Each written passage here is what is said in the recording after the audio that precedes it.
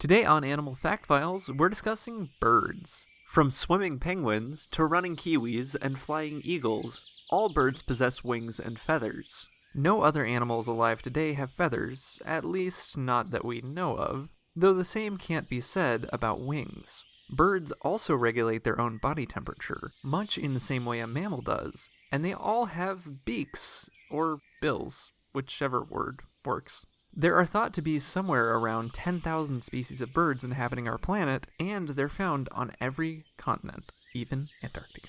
Some birds have hollow bones that aid in their flight, while others have dense bones that help them dive. They're the animal class with some of the most well-known human-caused animal extinctions, and they are literally modern-day dinosaurs. I'm sure you can see some resemblance. The bird playlist here on AFF features AVs of all sorts. If you haven't already, be sure to check out the playlist so you can discover facts on geese, owls, hawks, and more. We hope you learned something new, and we thank you for watching Animal Fact Files.